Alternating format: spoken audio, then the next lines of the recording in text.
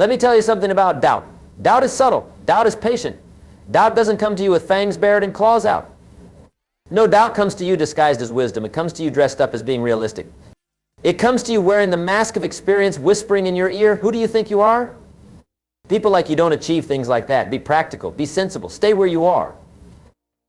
But here's what I've learned after decades of observing successful people and studying the patterns of achievement. Every single person who has ever accomplished anything worthwhile has had to face that voice of doubt and make a conscious decision to move forward in spite of it.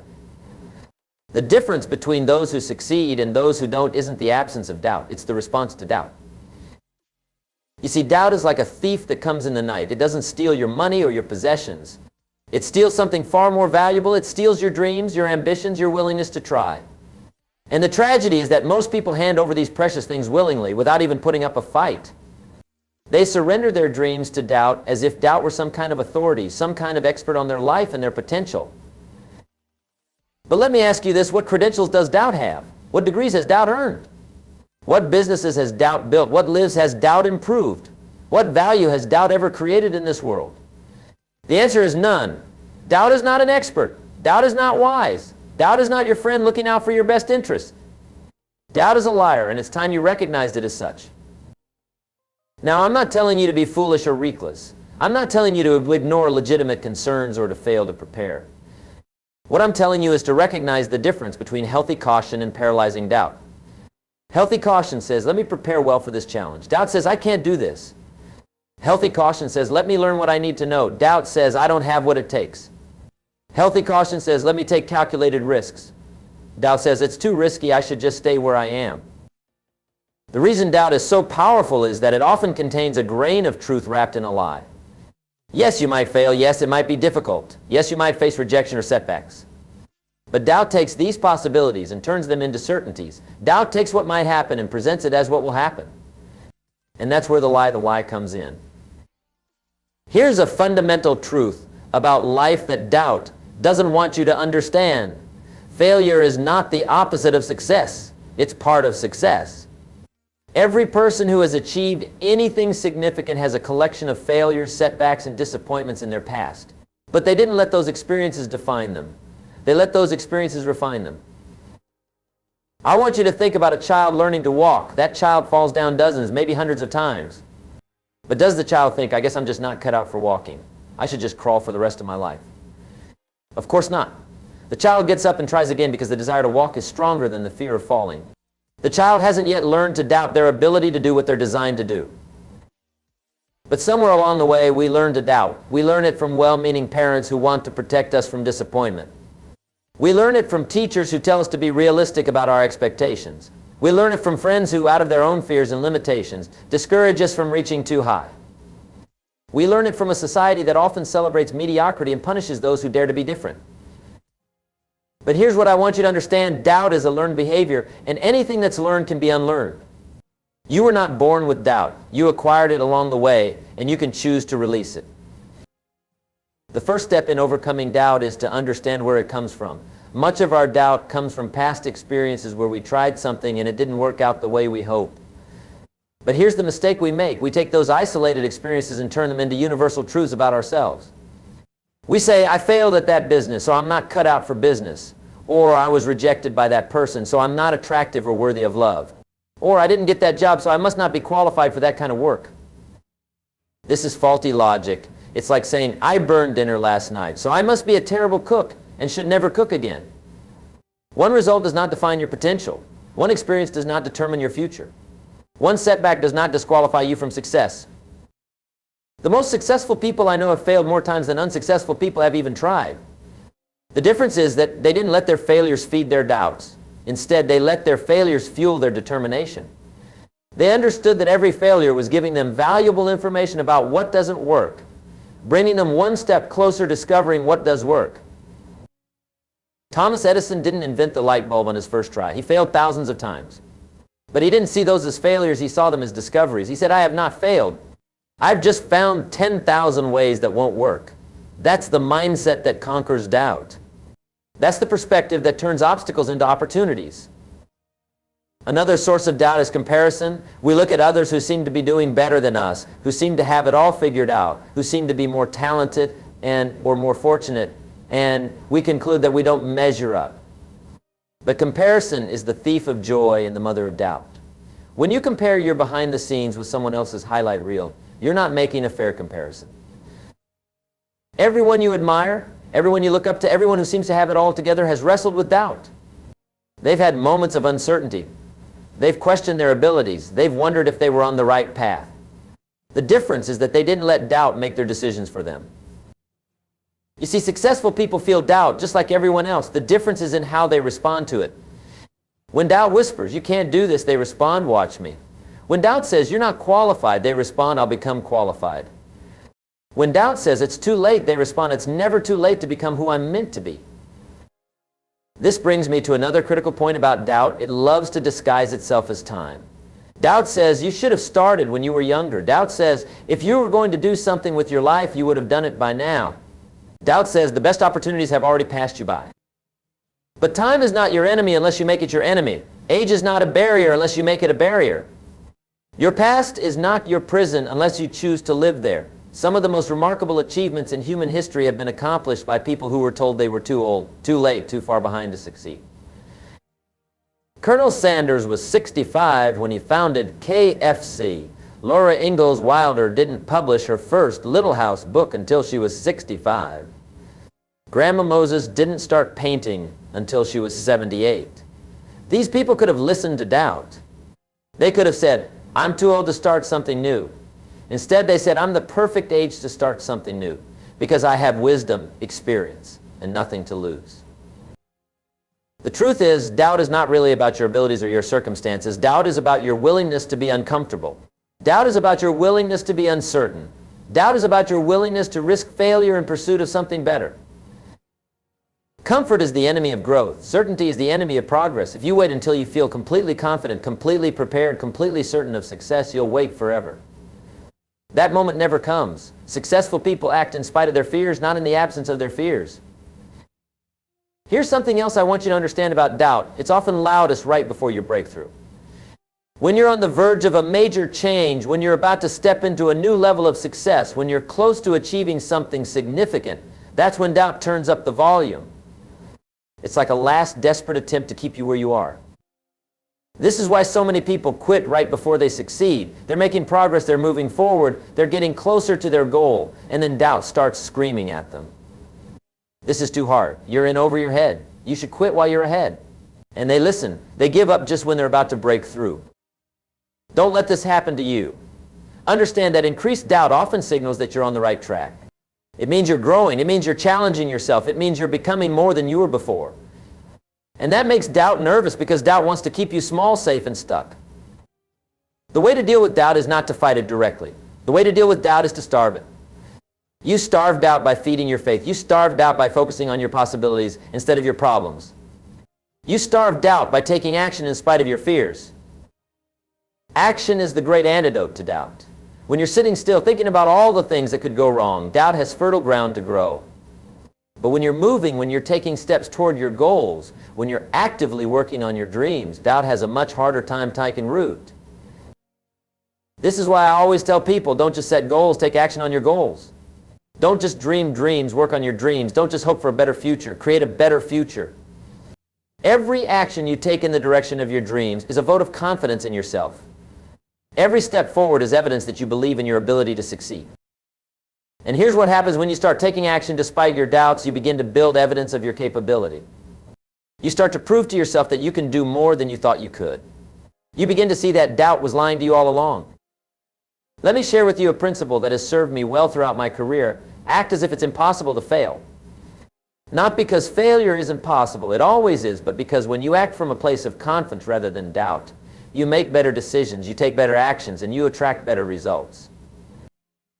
When you doubt yourself, you play not to lose. When you believe in yourself, you play to win. And there's a world of difference between those two approaches. Playing not to lose is defensive, conservative, limited. Playing to win is aggressive, bold, unlimited. Think about the most successful people you know or have read about. Do they seem like people who doubt themselves? Do they seem like people who are constantly second-guessing their decisions or questioning their abilities? Of course not. They have a quiet confidence, a steady belief in themselves and their capacity to figure things out. This doesn't mean they never feel uncertain or nervous. It means they don't let uncertainty and nervousness make their decisions for them. They feel the fear and do it anyway. They acknowledge the doubt and move forward anyway. They recognize that courage is not the absence of fear. Courage is action in the presence of fear. Now, I want to talk about something that many people don't understand about self-doubt. It's often a symptom of focusing on the wrong things. When you focus on what you lack, you doubt. When you focus on what you have, you believe. When you focus on your weaknesses, you doubt. When you focus on your strengths, you believe. When you focus on your failures, you doubt. When you focus on your potential, you believe. This is why it's so important to be intentional about what you feed your mind. If you're constantly consuming negative news, negative conversations, negative entertainment, you're feeding doubt.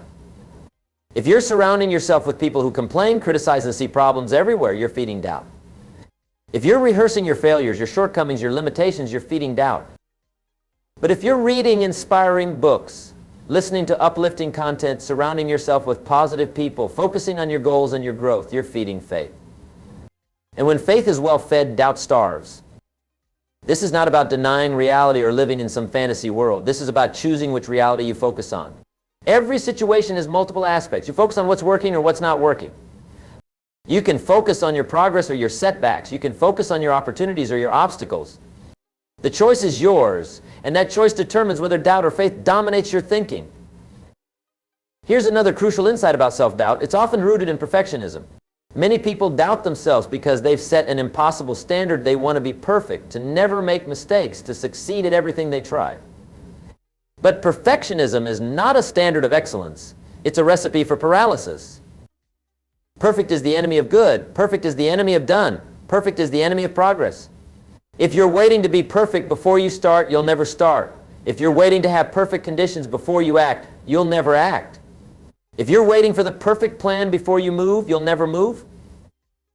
Excellence is achievable. Progress is achievable.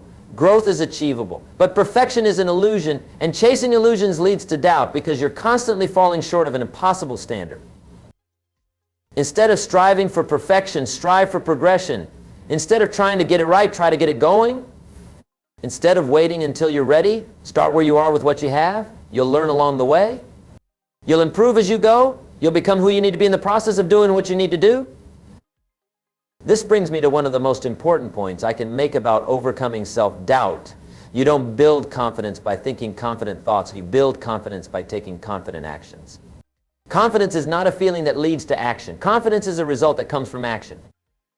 Every time you do something despite your fear, you build confidence. Every time you take a risk and survive, you build confidence.